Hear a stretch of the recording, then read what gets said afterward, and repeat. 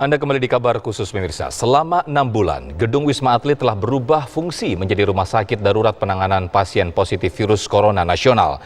Dan hingga kini, total jumlah pasien pun mencapai 11.000 lebih. Bagaimana penanganan fisik hingga psikologis pasien virus corona di Wisma Atlet yang hingga kini jumlahnya terus meningkat? Berikut perbincangan reporter TV One Maria Assegaf bersama Kepala Koordinator Operasional Rumah Sakit Darurat COVID-19 Wisma Atlet, Kolonel CKM Dr. Stefanus Doni. Pemirsa, kita tahu virus corona atau COVID-19 ini sudah menyapa, kita sebutnya menyapa saja lah, biar konotasinya itu menghampirinya tidak begitu lama di Indonesia. Menyapa Indonesia kurang lebih sudah 6 bulan lamanya.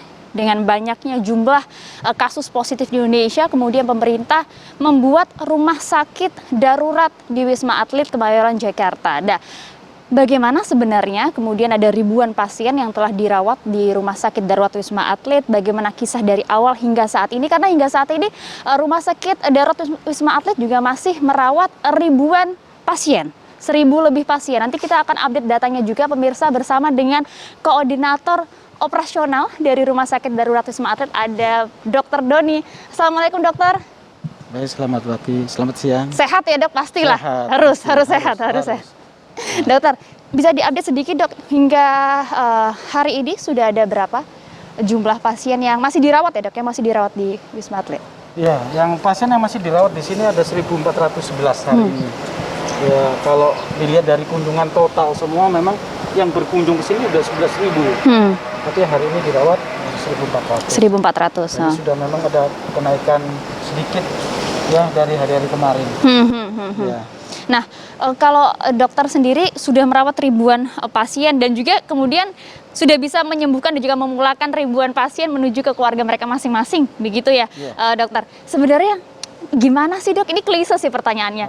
Suka dan dukanya merawat ribuan pasien corona, karena kan setiap hari pasti tekanan pressure-nya begitu berat ya, karena kita melihat jumlah angka kasus positif di Indonesia juga terus meningkat begitu. Bisa berbagi kisah sedikit mungkin bersama kami?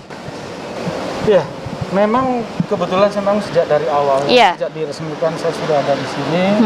Kita melihat perkembangan fluktuasi pasien yang ada di sini.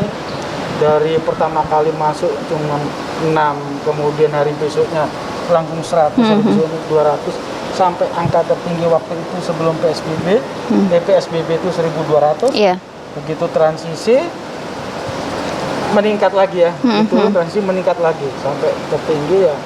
Mungkin sampai di angka 1.600 waktu itu ya. Kemudian sekarang juga turunnya tidak terlalu drastis. Tentu ini memang kita di sini bekerja tim, ya. Tim dengan orang-orang yang tiap bulan silih berganti. Ini menambah kita juga kenal dengan petugas-petugas nakes yang berhubungan langsung di tower 7 dan 6 ini. Ya, inilah kita yang memanage mereka, kapan mereka harus bekerja, kapan mereka harus istirahat, kapan mereka harus melaksanakan olahraga bersama, kapan kita harus membuat game-game yaitu untuk ya semangat bagi semua. Oh, ada game-game juga berarti dok yang dibuat di sini begitu ya? Ada, memang di sini untuk khusus nakes kita ada psikologi yang Sabtu dan Minggu itu mereka melaksanakan kegiatan tersebut. Ini salah satu cara agar mereka tidak jenuh. Ya, tapi tentunya ini tetap memperhatikan protokol kesehatan, sembarang langsung menjadi satu. Membuat pasien yang untuk tidak jenuh. Nah, kalau para perawatnya sendiri, termasuk dokter Doni, jenuh tidak sih dok? Kalau kita sih bukan jenuh ya, ini kan memang udah salah satu tugas kita. Justru saya merasa bangga, saya dipercaya di sini untuk bisa melaksanakan kegiatan dipercaya sebagai koordinator operasional untuk membantu pelaksanaan manajemen di sini untuk pasien-pasien yang dirawat sini. Dan tentunya harapan kita memang pasien-pasien yang dirawat di sini ya sesuai dengan protokol terapi kita. Harapan kita ya pasien yang diterapi ya cepat sembuh kan gitu kan. Harapan kita bisa mereka kembali ke masyarakat dan tidak tertular lagi atau bahkan yang menularkan kepada orang lain. Itu kebanggaan kita kalau angka COVID-19 ini bisa ditekan. Nah ya, Dokter Doni, ini sudah berada di sini sejak kita sambil bersantai sedikit dok. Sejak 23 Maret lah ya paling tidak di sini sudah berada di Rumah Sakit Darurat Wisma Atlet begitu. pasti juga sempat berbincang dengan beberapa pasien atau bahkan dengan tenaga medis sendiri begitu. Nah, ada nggak sih curhatan-curhatan seperti apa sih dok yang mungkin bisa dibagikan juga bersama kami dari pasien maupun dari para tenaga medis? Iya, memang tentunya banyak hal yang positif maupun negatif mereka sampaikan kepada kita. Tentu hal positif mereka menyampaikan kepada kita baik lewat WA ya, merasa senang, makanan yang enak, makanannya cukup bagus, pelayanan dari perawat cukup bagus. Itu yang membuat kita semakin semangat. Dan tentunya ini kalau biasa saya sampaikan, karena kita tiap hari kan ada morning report, jadi rapat itu disampaikan kepada yang lain. Hal-hal yang positif demikian ini yang menambah semangat.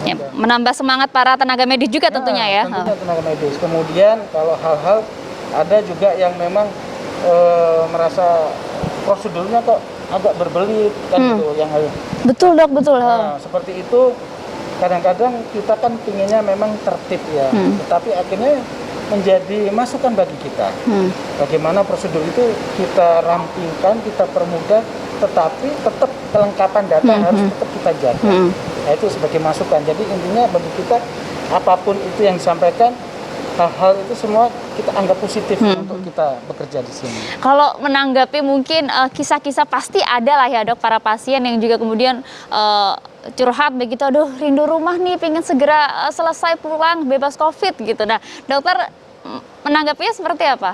Ya memang hal itu banyak juga ya. Banyak pasti dok ya. Makanya di sini ada tim psikologi.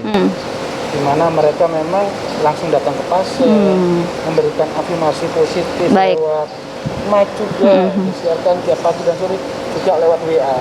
Nah tentunya hal ini kita bisa menyampaikan kepada mereka. Ya. Edukasi ini hal yang terpenting bagi kita memberikan kepada pasien. Jadi kalau Bapak pulang, di mana masih positif atau masih belum sembuh, itu akan berpengaruh pada orang sekitarnya. Betul. Artinya menjadi penularan, sumber penularan. Kalau sumber penularan nantinya kan tidak selesai-selesai COVID. Nah ini yang edukasi ini. Jadi apa yang dilakukan adalah kalau isolasi mandiri ya benar-benar Bapak selama sakit ya nggak boleh berkeliaran.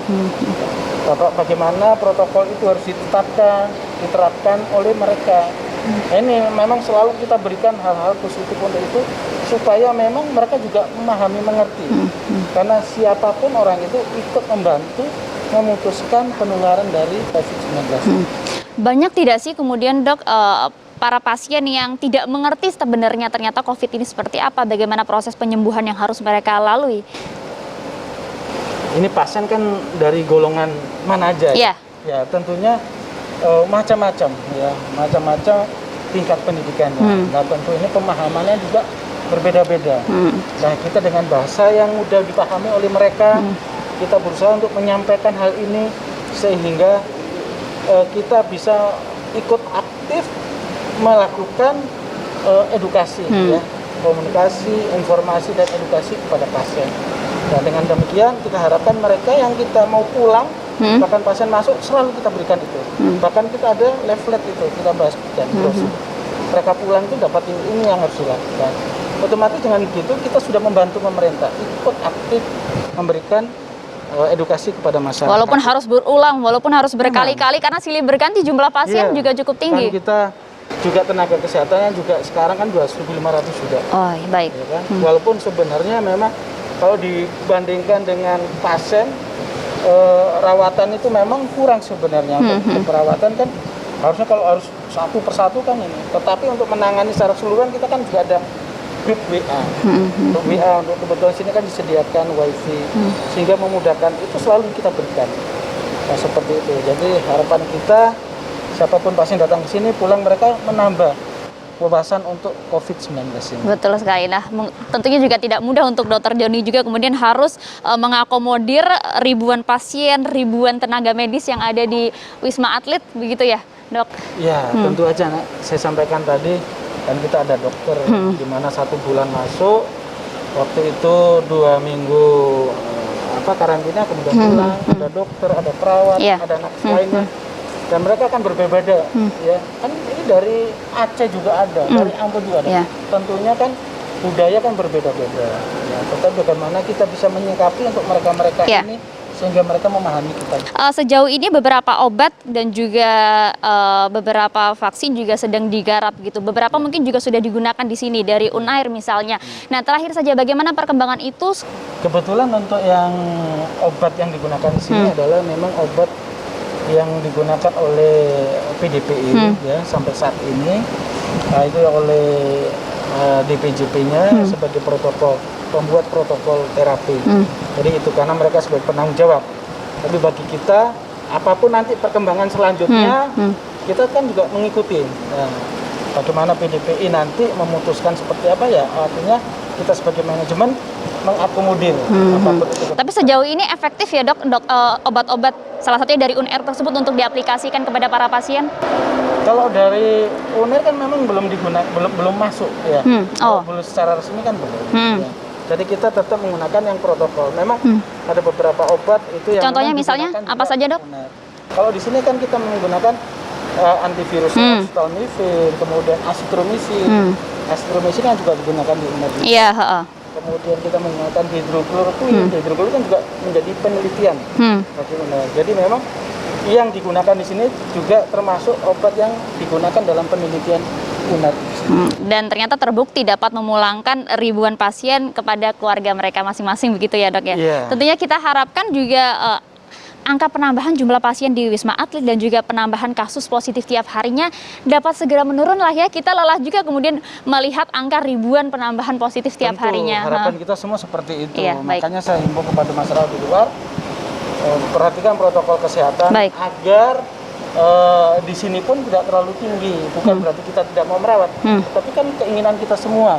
Demi kebaikan bersama. Demi kebaikan bersama untuk Indonesia. Baik, terima kasih banyak Dr. Doni selaku koordinator operasional dari Rumah Sakit Darurat Wisma Atlet. Tadi sudah ditegaskan ya, tentunya kita berharap kebaikan bersama untuk Indonesia dan juga angka positif COVID-19 di Indonesia juga segera mereda.